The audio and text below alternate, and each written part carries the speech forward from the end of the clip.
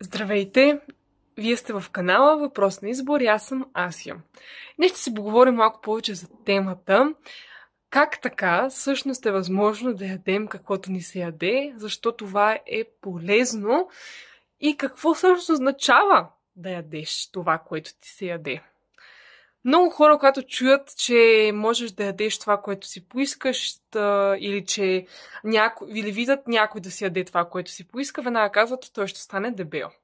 Той ще качи килограми, той ще стане с наднормално тегло или не, аз не мога да си позволя да ям каквото искам, защото аз ще живея нездравословно, там ще се тъпча, това не е здравословно за мен и ще кача много килограми. Това е естествената реакция на всеки един човек и когато, примерно, някой сподели пост или повече информация за интуитивното хранене или попрочете за интуитивното хранене, реакцията е как така ще се яде каквото си поискаш, това така ние всички ще сме нездравословни с надморено тегло. Защо това не е така? Защото хората, основният проблем е, че не различават глада. И не различават това да ядеш каквото си поискаш, че не е свързано с това да ядеш безразборно. Защото основният проблем на това, всъщност много хора да не могат да ядат това, което си поискат, е, че те почват да се хранят емоционално. Затова казвам, че е много важно да се различава глада. Имам пост в Instagram страницата ми за видовете глад и също пост в моя блог Въпрос на избор. Сега ще ги спомена видовете глад и тук. Имаме глад на емоциите, глад на очите, глад на устата, глад на носа, глад на сърцето, клетъчен глад и глад на стомаха. Когато казвам храня се с каквото ми се яде, означава, че слушам глада, който идва от стомаха. Тоест, когато получа физиологичен глад, след това аз слушам интуицията ми и тялото ми какво ми се яде в този момент. Като не деля храната на полезна, на вредна, на здравословна и нездравословна, защото тялото просто във всеки един момент то знаят какво има нужда. И какво има нужда то да хапне в този момент. Докато когато има емоционално хранене, тогава се стига до преяждане, тогава се стига до натъпване, защото използваме храната като утеха, но тя не ни утешава и искаме и още, и още, и още. И съответно няма резултат, накрая се чувстваме виновни, стресирани, това се отразява на това да качим малко повече килограми и така нататък. Имаме глад на носа, очите и на устата, т.е. когато хапваме нещо само защото ни харесва на вид, само защото ни мирише добре или само защото ни е вкусно в устата, но не изпитваме с физиологичен глад. Имаме и клетъчен глад, който се свързва с желанието за храна на един конкретен продукт, но докато при емоционалното хранене търсим един определен продукт заради утеха, при клетъчния глад търсим един определен продукт, защото искаме някакво вещество, той да ни даде, което ни липсва на организма и се надяваме, че като хапнем, то ще ни се набави. Но всъщност интуитивното хранене е привърженик на това да си слушаш глада. Тъй като от малки всъщност сме подучени, че не трябва да си слушаме глада. Трябва да ядем в определен час. След това, като пораснем определени диети, които ти правят режим в колко часа, кога, как и колко количество да ядеш. Но всъщност най-добрият индикатор за това колко, кога, как и какво да ядеш, най-добрият начин е да слушаш тялото си и интуицията си, най-добре те насочва. И да слушаш глада си, естествено. Но тук говорим за физиологичния глад, който изпитваме в нашия стомах. В такъв случай е много малко вероятно ние всъщност да се натъпчем и да стигнем до надмогнало тегло. Всъщност това е един от най-добрите пътища, който човек може да поеме, за да стигне до неговото нормално здравословно тегло.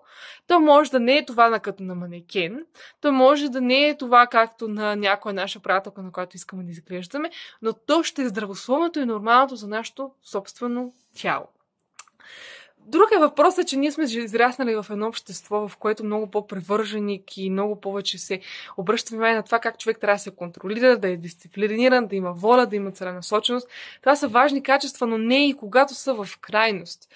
Защото това, което липсва на нас като качества и на нас в цялото в общество, във всяка една система, и в училищната ни система, и в работната ни система, е възможността това да се научим да се отпускаме, да се доверяваме, да слушаме нашето тяло и нашата интуиция, да се наслаждаваме също така и по този начин и наистина изградим една хубава връзка с нашето тяло.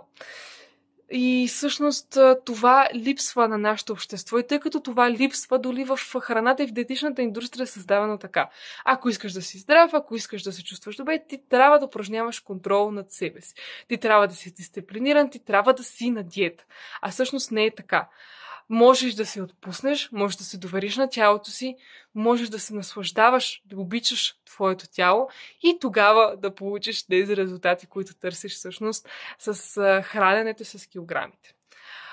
Също така това да си позволиш да изглеждаш такъв какъвто си, да обичаш себе си такъв какъвто си, има много повече сила, отколкото да успееш да скараш една диета, чрез която да отслабнеш, но неизбежно в един друг момент и етап ти да се върнеш отново към тези килограми, които си бил.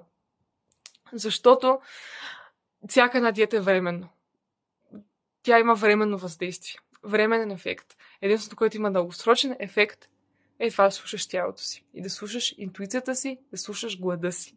Те те насочват към това, от което има нужда тялото ти в момента. То ще бъде различно всеки един път и когато спрем да се храним с определена храна, например чипс.